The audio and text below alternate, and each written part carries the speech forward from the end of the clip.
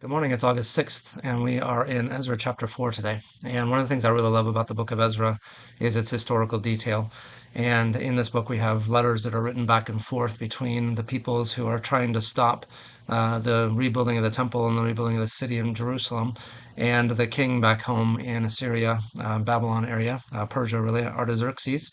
And we have one of those letters in this chapter here that I think is interesting. I thought I would read it with you.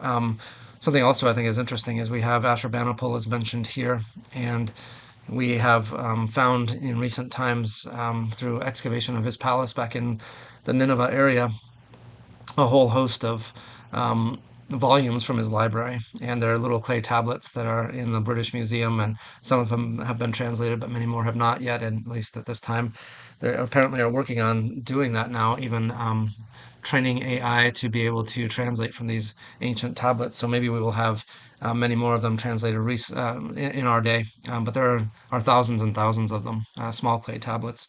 And I wonder if one day this letter might show up in one of those tablets from his archives. It says this: To King Artaxerxes, from your servants in Trans-Euphrates, the king should know that the people who came up to us from you have gone to Jerusalem and are rebuilding that rebellious and wicked city. They are restoring the walls and repairing the foundations.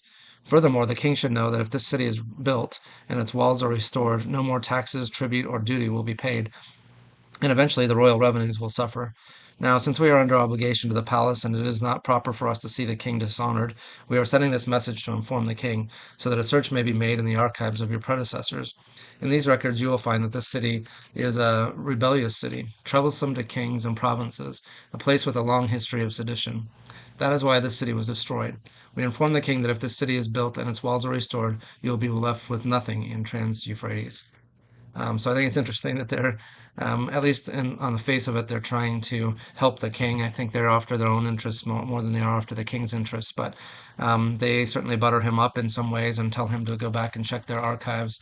And it's their interest is that the taxes will continue to be paid to the king. And apparently, the king then has his officials go and look in the archives, and he writes a letter back to them, which you'll see later on in this chapter. But I like that back and forth, and I think those historical details are things that are interesting, that they lend some credibility and authenticity to this text as well. And these are things that actually happened when the people were coming back from exile in Babylon. So interesting to me.